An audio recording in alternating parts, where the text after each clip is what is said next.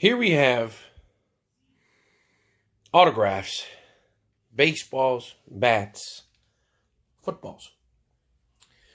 Welcome to my channel, Invest and Collect. I'm EJ Marks, and I'm going to teach you and I'm going to show you how your collectibles can be an investment, or how you can make a collectible item an investment.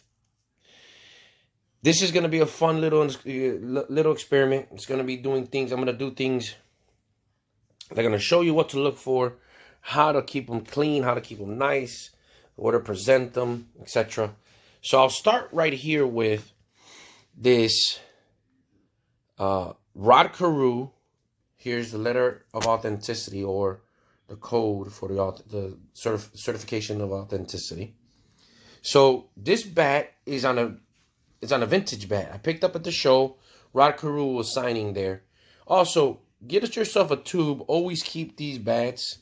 Always keep them in a tube. You know, you can design whatever.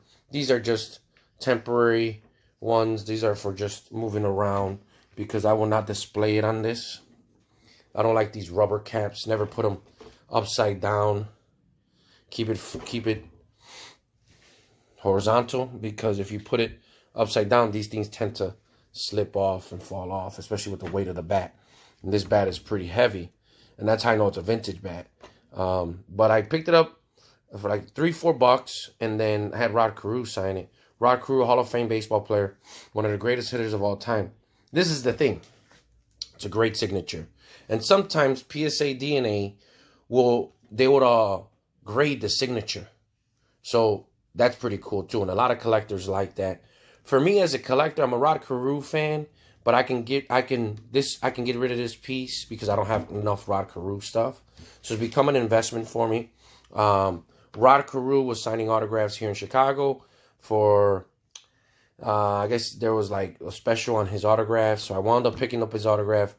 Met him. We talked baseball for a little while. He signed at the show. I believe he was signing only 150 items, and I got it on the spot. You get your authenticity, so that's pretty cool too. And you know, whenever you meet these celebrities, there can always be it could be a good thing. It could be like a story. Like you can share a story that you have with these sports celebrities, and you know, it'll be meaningful to you as a collector. But here, this is an investment piece for me. I don't know when I will be putting it up to market. Again, my eBay page will be in the description below if you want to see some cool autographs, cool collectibles, ranging from action figures to autographs, sports memorabilia, celebrity memorabilia, and stuff like that. Here, Rod Carew was one of my favorite players because he's a Latino from Panama, and I just thought that was unique. Another Panamanian Hall of Famer is Mariano Rivera. So it's a good piece. It's a nice piece. The bat, I thought it went well with what his signature would be. If I had my brothers, I would probably get his signature in blue permanent marker. It just looks better, but it looks great. I love it. I enjoy it. And this is what you want to keep it in. Always gloves to handle your items inside and outside. And if you're looking to buy a piece like this, these are the things you want to make sure. You want to make sure the autograph is nice, not smeared. You got to dissect it, get in there, verify. If you have this, go to their website, put in the code. Sometimes they got to update their database, so you could bring it up to the attention of the seller, and then they'll update their database. But you'll know right away. You can look to other Rod Carew autographs on the internet if you're doing some research and stuff, and look at the rounding of the R. Look at the round of his D. You can see the letter D here. It would be distinctive. It's so much different signatures, and then sometimes, even though it has a PSA DNA, you know, these forgers, they kind of coax these people, but you'll check on the database and you'll see the database. Sometimes these forgers will put this PSA DNA, then have a complete different signature and have the original piece in their own collection, but copy it and then put this sticker on there, trying to be slick. But you'll find it. And remember, the signature has to be to your liking. You know, you gotta like it. Here we got some autographed baseballs. Sandy Koufax, which is on my eBay now. Got Chris Bryant, which is listed also on my eBay, and Ted Williams, which is also listed on my eBay.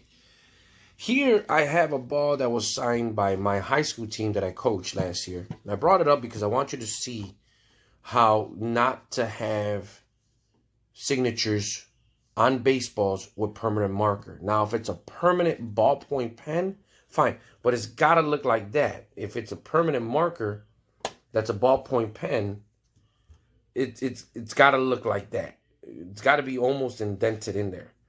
And if you see here, we have Sandy Koufax signing on the sweet spot. Whenever you grab these cases, never grab them like this, Always 3-point of contact, even 4. Grab it like that. So then that way you can, it doesn't slide off on you. See, this is an Upper Deck piece. Upper Deck, that's their authenticity there. And this is 500 pieces of this. This was a commemorative National Baseball Hall of Fame piece, and it's on a Major League ball. So this is a legit, this would be a game ball. These are the kind of balls you want signed. So these are the kind of items you want to be signed. Those are the balls that you want signed. Here is a World Series ball that I have that I want Javi Baez to sign. This is a commemorative baseball. It's got Manfred on there, who's in the news these days. But I want Javi Baez to sign right there. And it's got the World Series, or he'll sign right there. But for me, I would have it signed there, because then it could be displayed. We're going to see all over the place. And then you have Chris Bryant, and see how this says a World Series baseball with Chris Bryant underneath it. Again, Bud Selig, Alan Selig was the commissioner at the time. This was the ball that they were using that year at Wrigley. So then Chris Bryant signed underneath it. I would prefer always on the sweet spot. But there they have a authenticity hologram. Here's Ted Williams. Ted Williams is signed on the sweet spot. And this was a ball that was used in the 80s, because there has a president of the league. There would be a president of the league, which the American League doesn't have presidents anymore. So, and never seal these things. I know some authenticity companies, they seal them afterwards. But see, I don't like it, because you're gonna need to be able to move it. And if you haven't seen this, it's a false sense of security. Don't seal them with tape. It looks ugly too. So keep them like that.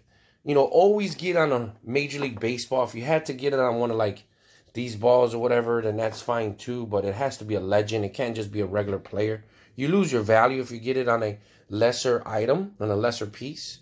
So yeah, think about that before you get that autograph. And if you just want it because it's your favorite player, you want it in your collection, fine, get it on the ball like this and get it with a permanent marker. But if you're looking to make it into an investment and hopefully maybe in the future hand it down to your kids so it can be something that they can use in an investment, then you want it in a ballpoint pen. This is signed in the 80s, and look, it's still really good signature. A lot of these balls that are signed still really good. So